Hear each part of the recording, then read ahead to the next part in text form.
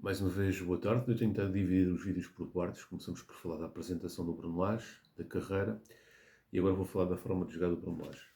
Bom, o Bruno Lage fez a melhor época da sua carreira quando se estreou no futebol sénior enquanto treinador principal. Foi na época 18-19 pelo Benfica, na altura em que substituiu o Rui Vitória. Estamos a falar em janeiro de 2019. A equipa do Benfica estava mal, a 7 pontos do Porto, e acabou campeã nacional. Houve aqui algumas alterações. E essas alterações foram fundamentais para o Benfica tornar-se campeão. Vou-vos começar por dizer qual era a equipa tipo, não a que teve mais minutos, mas a equipa, não a que teve mais minutos no total da temporada, porque apanhamos o Vitória. Estou a falar a equipa tipo de Bruno Lage, que nem todos são os que tiveram mais minutos durante toda a temporada. E essa equipa tipo era o Odisseias Lacónimos na baliza, que fez uma excelente temporada. O Almeida no lado direito, o André Almeida. Depois tínhamos o Ruben Dias e o Ferro como dupla defensiva, portanto uma dupla de defesas que veio da formação do Benfica. O Ruben Dias já tinha sido lançado pelo anterior treinador, mas também ganhou aqui uma boa alavanca com o Bruno Lage. O Ferro sim, foi uma aposta pessoal do Bruno Lage, não o Ruben Dias. Grimaldo, que vinha de uma situação de lesão, portanto era um jogador que tinha assinado pelo Benfica, já há algumas temporadas, salvo erro, há 2 temporadas, se não me engano. E estava sempre com lesões, sempre com problema de lesões, e foi neste ano que realmente Grimaldo afirmou-se a grande nível, atingindo, sendo o jogador de campo com mais tempo de utilização. Portanto, se não contarmos com o guarda-redes, o Grimaldo foi o jogador com mais minutos de utilização, fez uma época fantástica e afirmou-se completamente pelo lado esquerdo da defesa. E foi a sua segunda melhor época da sua carreira no Benfica. A melhor foi aquela que ele fez com o Roger Smith e a segunda melhor foi esta com o Grimaldo, no meu entender. Depois tínhamos o Pizzi e o Rafa nos flancos. Ou seja, o Pizzi, um jogador que sabia também fazer movimentos interiores, e o Rafa, um jogador mais agudo, mais de linha, mas que também lá está, também fazia esses movimentos interiores por vezes. Meio campo com Gabriel e Samaris, portanto um jogador mais defensivo e um com uma boa capacidade de construção, que era o Gabriel. Depois tínhamos o João Félix no apoio ao Seferovic. Portanto, era um 4-2-3-1, que por vezes tornava-se num 4-4-2. E tivemos aqui alguns jogadores que destacaram a grande nível, e eu começaria por destacar o Grimaldo, lá está, porque foi o jogador de campo mais utilizado, sem contar com o guarda-redes. O Samaris, que ganhou o lugar ao Feiza. O Feiza lesionou-se, como vocês sabem, o Feiza era um grande jogador, mas tinha grandes problemas com lesões. E também a questão do Bruno Lage gostar de jogadores construtores. E apesar do Samaris não ser propriamente um construtor de jogo, tem mais capacidade construtiva que o Feixa. E nessa medida o Samaris acabou por ganhar o lugar, aproveitar a lesão do Feixa e ganhar o lugar. E Samaris, aos 29 anos, e também depois de um período de lesões, acaba por ter uma época fantástica. Dizia-se que o Samaris já estava acabado, dizia-se que o Samaris tinha problemas crónicos a nível de lesões, e de facto, aparentemente tem, mas ele conseguiu suportar a dor das lesões crónicas e fazer uma meia época fantástica ao lado de Gabriel no meio campo. O Gabriel lá está era aquele jogador que fazia aquelas rotações de jogo, portanto a bola estava na esquerda, ele fazia um passe longo para a direita e portanto virava o jogo completamente. Era essa a função do Gabriel. Nem sempre resultava bem, porque às vezes os passes eram mal medidos, mas quando resultava era de facto fantástico. Essa capacidade de fazer essas viragens de jogo era algo muito interessante no futebol de Gabriel, que era um pedido expresso também. Esse tipo de futebol era um pedido expresso de Bruno Lage. Depois tínhamos o João Félix, um miúdo irreverente, que não se conseguiu firmar com o Rui Vitória. Porquê? Porque chegava também deslocado para os flancos e porque também tínhamos Jonas. E nessa medida, o casamento de Jonas-João Félix não aconteceu com o Bruno Lage. Na altura eu não gostei, eu gostaria de ter visto o Jonas e o João Félix de início. A opção não foi essa, e pronto, não foi, e resultou porque o Benfica foi campeão. Foi João Félix e Seferovic. João Félix, quando foi deslocado por Bruno Lage para trás do ponta de lança, jogando por vezes par a par, mas maioritariamente no auxílio, acabou por fazer uma excelente época e acabar a época com 15 golos. E várias assistências, vários dribles. Portanto, uma época muito feliz de Félix, tão feliz que acabou por ser vendido por um valor recorde de 126 milhões de euros para o Atlético Madrid no final dessa tão afamada época de 18-19. Depois tínhamos o Rafa também. Eu já vos falei do Rafa, não é? Não, Destaques, agora estou a falar de destaque. Portanto, também gostei aqui de fazer um destaque individual ao Rafa. Porquê? Porque o Rafa tinha custado 16 milhões ao Braga. O seu valor estava a ser questionado constantemente. E o Rafa, nesse ano, com de facto golos, conseguiu se afirmar a grande nível. Acabou a época com 17 golos. No final da época, renovou por mais 3 anos, ainda na direção de Vieira. E na altura ele substituiu o Sérvio. O Sérvio estava a ter alguma continuidade. Saiu o Sérvio, entrou o Rafa. E Rafa fez de facto uma excelente época a jogar, no caso, no flanco. Outro jogador que eu destacaria também é o Seferovic, que na altura foi contratado o Ferreira, o Carrilho, mas quem se afirmou foi o Seferovic, que era um jogador que estava proscrito, até era dado como transferível no início da temporada, mas acabou por fazer uma excelente temporada. Acabou a temporada com 27 golos, sendo que 23 desses 27 golos foram para o campeonato. Portanto, uma época muito produtiva de Seferovic, um verdadeiro goleador nesse ano.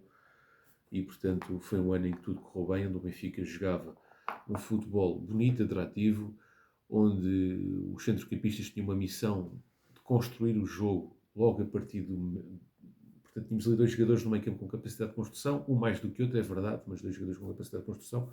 Na defesa também tínhamos jogadores com capacidade de construção, Grimaldo, Ferro, o próprio Ruben Dias. Depois tínhamos o Pizzi, que na altura era um Pizzi diferente daquilo que nós conhecemos hoje em dia, um Pizzi com muito gol, muita influência na equipa. O André Almeida, que estava adaptado, o André Almeida era uma espécie de... Bom, o André Almeida estava adaptado ao lado direito da defesa, mas era um jogador que, apesar de tudo, acabava sempre o campeonato com um número enorme de assistências. Portanto, apesar das críticas, o André Almeida, e apesar do André Almeida não ser propriamente um lateral, ele conseguia acabar a época sempre com um número de assistências elevado. Olha, faz lembrar um pouco o Freddy Costens, que o ano passado houve muitas críticas por ele estar a jogar no flanco direito, como, neste caso, defesa direito, mas eu acho que ele, como defesa direito, jogou muito bem até. Como defesa esquerdo, não. Agora já estou a falar, não fazer confusão com o André Almeida, estou a falar do Freddy Costens. O Freddy Costens, no ano passado, quando jogou como defesa esquerda, realmente não tinha assim grande rendimento, mas era a única solução possível, tendo em conta as lesões, tendo em conta os Jurasecs e os Moratos desta vida, que Morato adaptado não rendeu. Mas quando o Freddy Costa jogou no lugar do Bá, porque o Bá estava lesionado, o Freddy Costa teve um desempenho muito bom, no meu entender, e acabou a época com o seu recorde pessoal de assistências. Portanto, enfim, não é por aí que o Benfica não ganhou o ano passado. Mas voltando aqui ao futebol de Roger Smith, nós podemos verificar que jogava com flanqueadores. O Pizzi, hoje em dia nós conhecemos ele como jogador de meio campo, mas ele no início da sua carreira até jogava como extremo, portanto a posição de extremo ou de falso extremo não era desconhecida para Pizzi. Jogava com ponta de lança fixo, jogava com portanto, um 9,5, digamos assim, um jogador que não é um 10, mas também não é um 9, é um jogador que joga entre linhas, um criativo, um desequilibrador.